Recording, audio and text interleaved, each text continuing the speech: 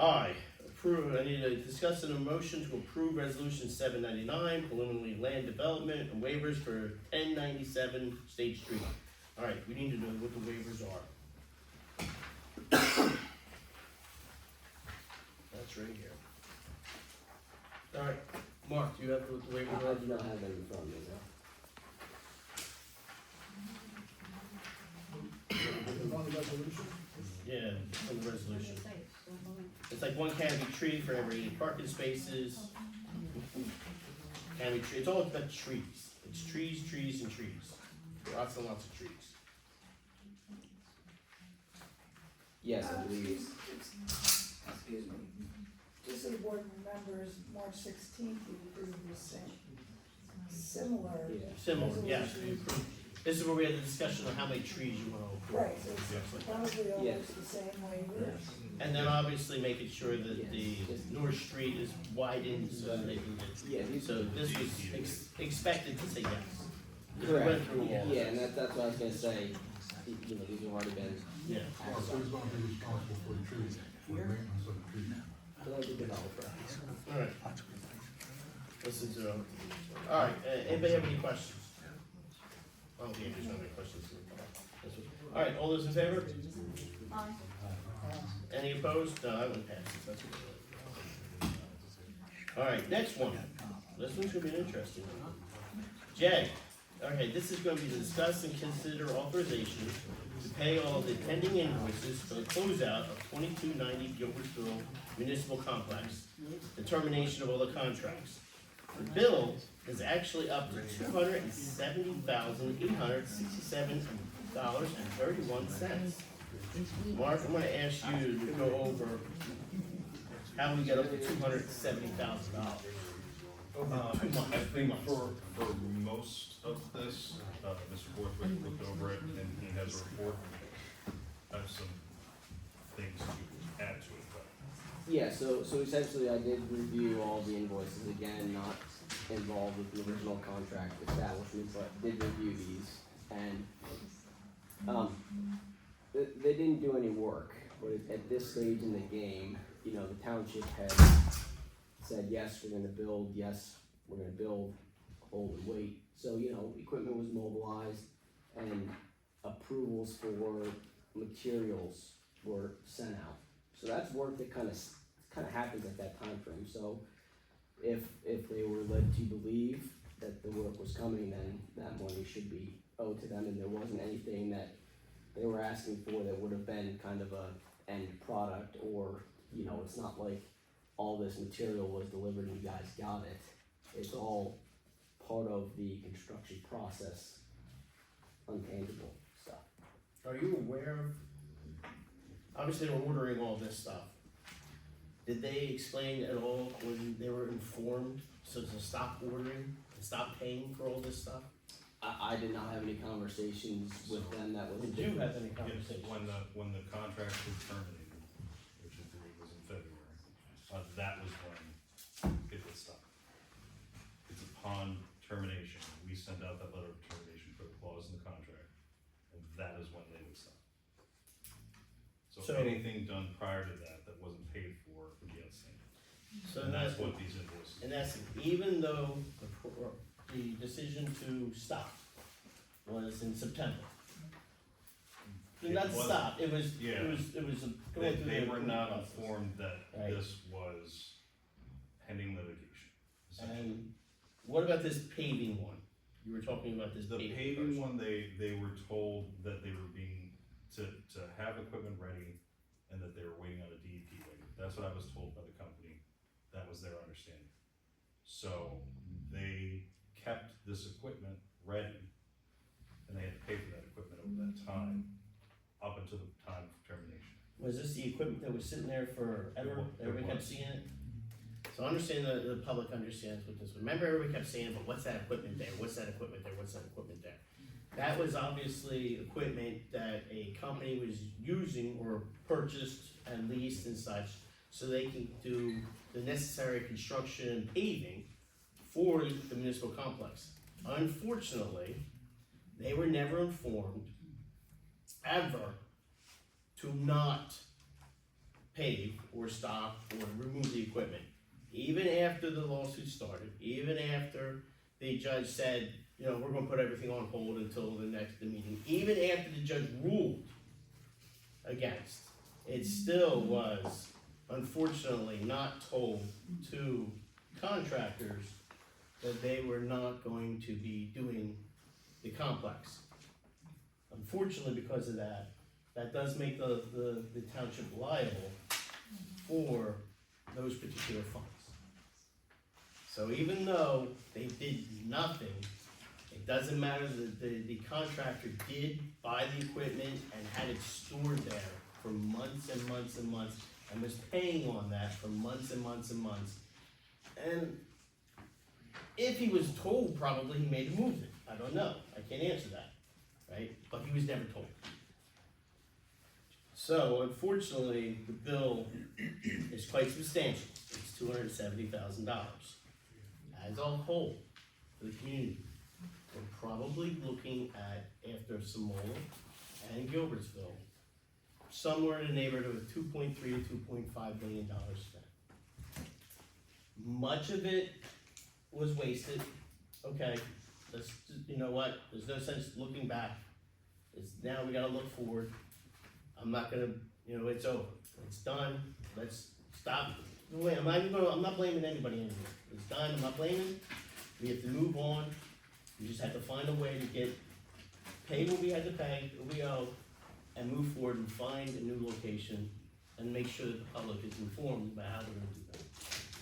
Alright? Oh, go ahead. Is there an I got, oh, you wanna do first? Go ahead. Go ahead. I, looking through what I could of the bills, I don't know if I found all the $270,000. No, it's not. But the one I was kind of curious about was, from Kenny, and it was billed in November, and there was about $140,000 worth of real earth moving. Construction entrances, E&S measures, topsoil stockpiling, loading and hauling and dumping material off site, so over $60,000 for stripping topsoil. Nothing like that ever happened at 29, I just, where was that? Correct. So I discussed that with Mark, and I had talked to the paving individual, and the costs really were based on the equipment that he was sitting in. I know what that says, but he went through it with me, kind of step by step, what he was paying for. He had put in that invoice because he didn't know what he was gonna get. That was the conversation that we had, but he had been paying for the equipment to do that work. And that's essentially what the cost was. And then I discussed it with Mark, he kind of looked over what, we had talked about with that paper, and that is where the cost comes from, stems from.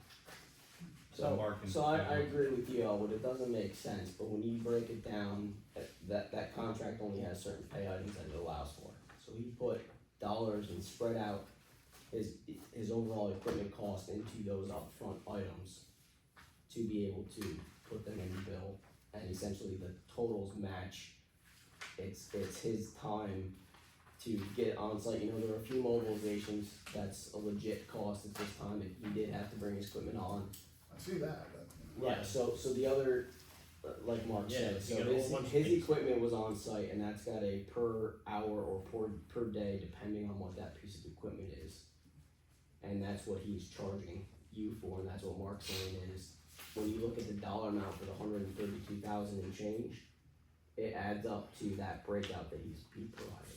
So even though he actually isn't moving any dirt, the potential for him to do so and his inability to do it someplace else because Correct. the equipment is tied up waiting for us to move Yes, is where the expense is. That's correct. that is the expense. I know. It is what it is. Alright, I'll ask, the public have any comments? Go ahead, sir. So my understanding is that the contractor billed under the contract line items, he was allowed to bill under the contract rate. The contract the township signed. had Oh, wait, different wait, items real for quick. different items. Name and address. Robert Benelli, 267 Rose Street. Thank you. So he had to bill under the contract line items for each of the different things like moving dirt and whatever. Did we get support to show that he had the leases, or he actually paid for this equipment? Did we get the support for all that? And did we pay what level of profit did we pay on that also? Speaking as an auditor.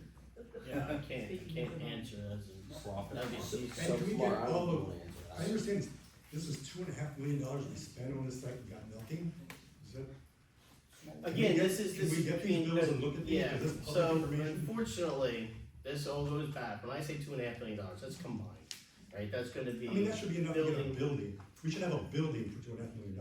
No, the building's probably gonna be more like 10, but I understand what you're saying, the complex, when I say complex about 10, right? I understand what you're saying, you have to go back, unfortunately, this also goes back to probably about 1.7 was spent at Samoa, fighting and trying to get through Samoa and all the courts, and includes the lawyer fees. When I say 2.3 to 2.5, that's including lawyer fees and such, engineering, lawyer fees and all, right? Then, of course, unfortunately, after losing that case, the township then moved over to Gilbertsville. Unfortunately, that also was deemed inappropriate and as the judge said, reckless, right? Unfortunately, though, that they, again, the township, for whatever reason, between them, they decided to continue to fight the case and continue with hoping that the case would be solved, and then they could just simply go with the construction. But because they lost the case, the construction, they just kept paying it. And even after they lost the case, they just kept paying it. But are we responsible for the bill? Unfortunately, the township is responsible. No individuals will be responsible, the township is responsible. Because that was, the decisions were made by the township, as the majority of the board of the township, so the township is responsible. So Smola was not clear either. No, it was not. So at the next meeting, we'll be asked to clear Smola's bill. No, this could, everything, this is the last bill we have, we've gotten that, this is it. We are now, we'll be scot-free, done with everything, paid off. Everything now is to go forward, moving forward now. There's no more looking back, it's now moving forward. Anybody else have any questions? Go ahead, obviously name, I just said it. Don Reed, 610 Mock Road. You do have some misinformation. When the judge ruled on that, there was a stop order sent by Eric Fry to our project manager and to all subcontractors to stop work. It was a 2-sentence letter. All commissioners got it. And that was the day of the ruling, and it was immediate. Eric Fry, I still have a copy of it in my files. So there was a stop order ruled until we can get to the Commonwealth Court, which we wanted to rule on this thing, to get a good ruling on it. And we were still waiting for Commonwealth to take a look at it. And, but there was a stop order on whatever date the ruling was, I don't recall what it was, but that was that afternoon. A letter went out to all the commissioners, to project manager, and to all subcontractors. I don't know if the engineer got one, I'm guessing he did. So that's a piece of information that I just want you to. I'll ask you, Mr. Reed, I mean, because you would have more information on this. Would you, or your opinion then, on that stop order, and then we can send it back to the attorney if necessary, that the individual that had for the paving part, had all that equipment there, should they have removed it?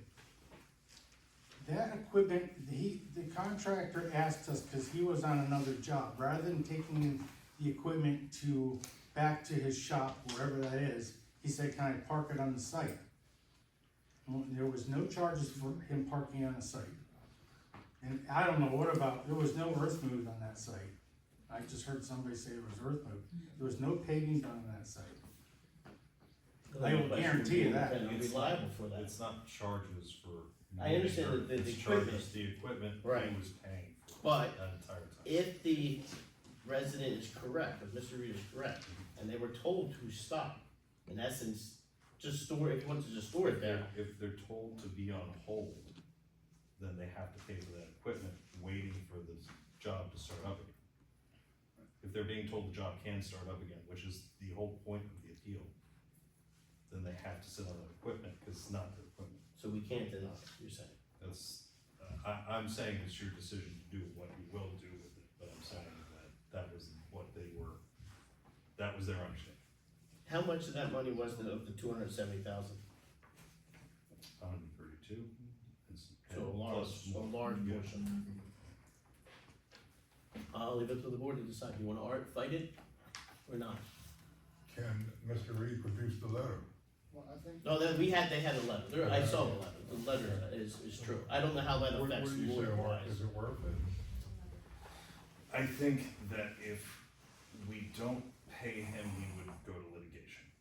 So then you would have to fight it in court. And if it is true that he kept that equipment in reliance of that, doing that. That's an issue to discuss, if you want to discuss that in executive session. I don't think we should, that's something to be aired out necessarily, because that's. Yeah, Do let's you wanna discuss it, discuss yeah. Alright, so we're not gonna approve then this payment. Okay, so we're gonna end up having an existing, we are gonna most likely have an executive session afterwards to discuss this. There would probably be some type of action after the executive session, because obviously if we discuss this, we may decide yes to pay the bill or no to pay the bill, so thus we would have action afterwards. Alright, Or negotiate. again, all options could be on the table. Alright, so I'm gonna hold off on this one to let us know. Go ahead, sir. I mean, I would try to negotiate out his profit, if we do end up paying for his cost, make sure that we're not paying any of his profit on that. So I can tell you that he is not asking for that. That would be an additional amount of money. So This it's is just not what profit. his lease, This is just his Lease fees costs. for leasing this equipment. Alright. the contracts that were signed did not allow for anything other than actual work. No profit, no cancellation fees or anything like that. So the contracts were written in such a way that the only thing they can get are hard, actual, I spent this money numbers, no profit. Alright, we're gonna not table it, but we're gonna do postpone decision on this one till after executive session. So I'm gonna move on to new business.